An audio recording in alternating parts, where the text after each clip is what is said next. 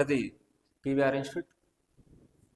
ఈరోజు ఆంధ్రప్రదేశ్ ఎంసెట్ ఎవరైతే రాశారో ఇంతవరకు నిన్నటి వరకు రెస్పాన్స్ షీట్స్ అనేది విడుదల అవ్వడం జరిగింది.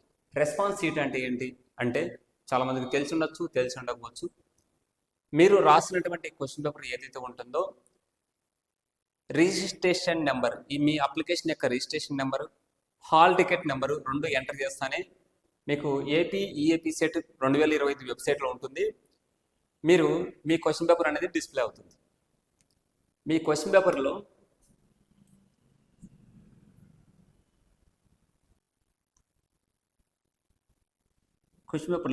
క్వశ్చన్ నెంబర్ 1 ఆప్షన్ 1, 2, 3, 4 ఇలా ఉంటాయి.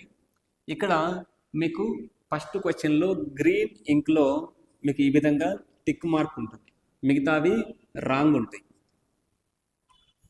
సో ఇక్కడ దీని అర్థం ఏంటంటే రెస్పాన్స్ షీట్లో ఆప్షన్ 2 అనేది కరెక్ట్ అనేది అక్కడ వాళ్ళు ఇచ్చినది అనమాట. ఇక్కడ బాక్స్ ఉంటుంది, response ID are choose option 3 అని ఉంటుంది. సో అప్పుడు ఇది మీరు పెట్టినటువంటి ఆన్సర్. సో ఇక్కడ ఆన్సర్ అయితే కనుక ఈ ఫస్ట్ క్వశ్చన్కి సెకండ్ అనేది కరెక్ట్, బట్ మీరు పెట్టిన ఆన్సర్ 3. సో ఈ క్వశ్చన్ రాంగ్, కౌంట్ చేసుకోవాల్సిన అవసరం లేదు. ఒకవేళ మీరు 2నే పెట్టింటే ఇక్కడ ఆన్సర్ 2, ఇక్కడ ఆన్సర్ 2 రెండు మ్యాచ్ అయిపోతే సో ఇప్పుడు దీని మార్కు కౌంట్ చేసుకోవచ్చు. సో ఆ విధంగా మ్యాథ్స్లో ఉన్నటువంటి 80 క్వశ్చన్స్, ఫిజిక్స్, కెమిస్ట్రీ మొత్తం టోటల్ 160 క్వశ్చన్స్కు మీరు కౌంట్ చేసుకోవాలి. మీకు 160 క్వశ్చన్స్కి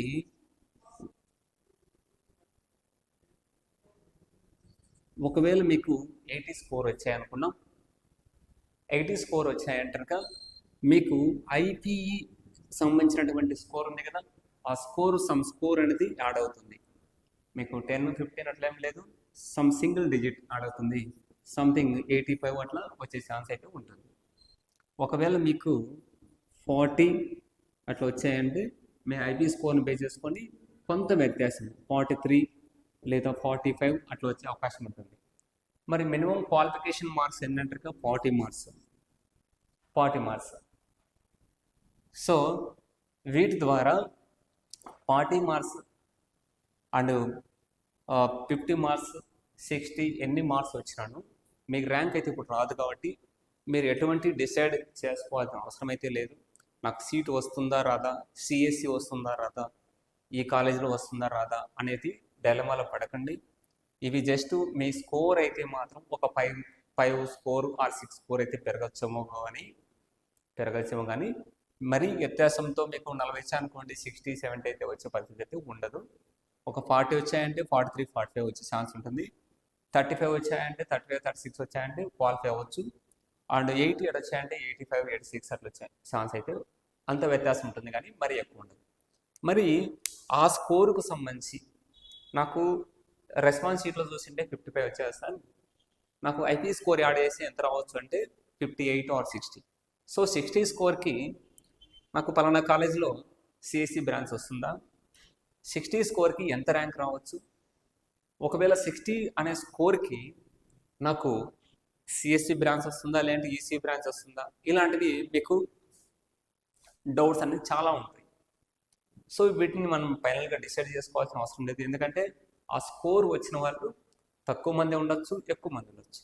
సో మీకు ర్యాంక్స్ అనేది ఎక్కువ రావచ్చు, తక్కువ రావచ్చు, ప్రెడికేట్ అప్పుడే చేయాల్సిన అవసరం అయితే ఉండదు. సో మీరు జస్ట్ ఈ స్కోరు దీన్ని బేస్ చేసుకొని ఒక అంచనాకు మాత్రం రాగలుగుతారు. కొన్ని రోజుల్లో మీకు రిజల్ట్ కూడా వస్తాయి, ర్యాంక్స్ వస్తాయి, తర్వాత కౌన్సిలింగ్ జరుగుతుంది. మీకు మెయిన్ కాలేజీలో ఒకవేళ మీకు తక్కువ స్కోర్ వచ్చాయనుకోండి, మెయిన్ కాలేజీలో మీకు సిఎస్ఏ కావాలి. సో ఇప్పుడు మెయిన్ కాలేజీ సిఎస్సి కావాలనుకుంటా ఉన్నారు, మీరు సిఎస్సి కావాలనుకుంటారు, బట్ స్కోర్ తక్కువ వచ్చింది, మీకు సిఎస్సికే ప్రిఫరెన్స్ ఇస్తే ఇంకో కాలేజ్ జాయిన్ అయిపోండి. ఆ కాలేజీలో తక్కువ స్కోర్ ఇచ్చినా మీకు సిఎస్సి రావచ్చు, ఈసీ అయినా పర్లేదు. ఒకవేళ మనకు బ్రాంచ్ అనేది ఇబ్బంది ఏం లేదు, మీకు కాలేజీ ఇంపార్టెంట్, అప్పుడు ఇదే కాలేజీలో వేరే గ్రూప్ అయినా కానీ సంథింగ్ వేరే గ్రూప్ అయినా కానీ మీరు జాయిన్ అయ్యేదానికి కూడా ఇష్టం అనేటువంటి జాయిన్ అవ్వచ్చు. కాలేజీ ప్రిఫరెన్స్ ఇచ్చేటంటే. సో క్వాలిఫై 40 మార్క్స్ పైన వచ్చాయంటే మీకు సీట్ అయితే కన్ఫామ్, బట్ ఎక్కడైనా పర్లేదు అనుకుంటే నో ప్రాబ్లం. సో తర్వాత చాయిస్ ఈజ్ యువర్స్. ఓకే, దీనికి సంబంధించి ఎన్ని మార్కులు వస్తే ఎంత ర్యాంకు రావచ్చు అనే దాని గురించి మీకు అంచనా వేస్తానక లాస్ట్ ప్రీవియస్ ఇయర్స్ని బేస్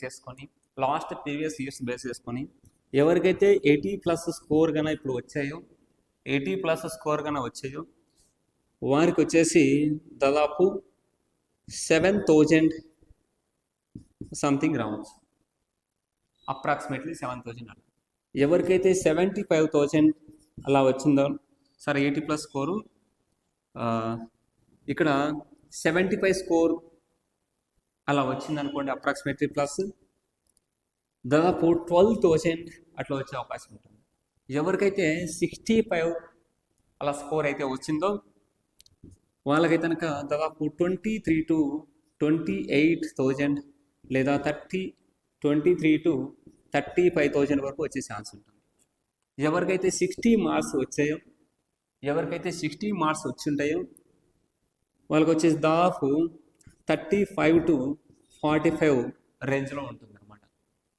ఎవరికైతే 57 or 55 మార్క్స్ కానీ వచ్చాయో వాళ్ళకి వచ్చేసి దాదాపు 70 to 75 రేంజ్లో 70 to 75,000 లోపు ఉంటుంది. ఎవరికైతే 50 స్కోర్ మాత్రం లేదంటే 52 స్కోర్ అనేది వచ్చిందో వాళ్ళకి వచ్చేసి 80 to దాదాపు 75 to 80 రేంజ్లో ఉంటుంది. ఎవరికైతే 45 స్కోర్ లేదా 48 స్కోర్ అనేది వచ్చి ఉంటుందో వారికైతే కనుక 85 to 90,000 అనేది ఎక్స్పెక్ట్ చేసుకోవచ్చు. ఎవరికైతే 42, 43, 41, 44 ఈ విధంగా వచ్చి ఉంటుందో వారైతే 1 lakh ప్లస్ అనేది ఎక్స్పెక్ట్ చేసుకోవచ్చు. ఎవరికైతే 40 or 41లో ఉందనుకోండి 120 or 150 ఆ విధంగా కూడా ఎక్స్పెక్ట్ చేసుకోవచ్చు. బేస్డ్ ఆన్ క్వాలిఫైడ్ స్టూడెంట్స్ ఎంతమంది రాస్తారు, వాటి నుంచి ఎంతమంది క్వాలిఫై అయ్యారు, లాస్ట్ ర్యాంక్ ఎంత అనేది డిసైడ్ చేస్తుంది. సో ఇవి ఫైనల్ స్కోర్ అనేది కాదు, వీటితో పాటు ఐటీ స్కోర్ యాడ్ అవుతుంది, వాటితో పాటు మీకు కీ అబ్జెక్షన్స్ కూడా ఉంటాయి. ఇందులోంచి ఒక మార్క్ ఆడవచ్చు, ఏదైనా క్వశ్చన్ మిస్టేక్స్ ఏదైనా ఉంటే కనుక కీ అబ్జెక్షన్స్ కూడా ఉన్నాయి. సో అలాంటిది కూడా ఒక మార్క్ అట్లా ఇట్లా ఉంటుంది అనమాట. సో వీటి ద్వారా మీకు ఒక ఐడియా అనేది క్లారిటీ కోసం ఈ రెస్పాన్సిబిలిటీ యూజ్ అవుతుంది. దీన్ని తప్పులు తెలుసుకొని నెక్స్ట్ బీటెక్లో కూడా ఇలాంటి తప్పులు చేయకోకుండా ఇంకా ఎనర్జీతో ఇంకా ముందుకు పోయి ఇంకా బాగా చదివి ఇంకా ఫీచర్ అనేది ఇంకా బిల్డ్ చేసుకొని మీ ఫీచర్ ద్వారా మిగతా వాళ్ళకి యూజ్ అయ్యే విధంగా చేయగలని కోరుకుంటూ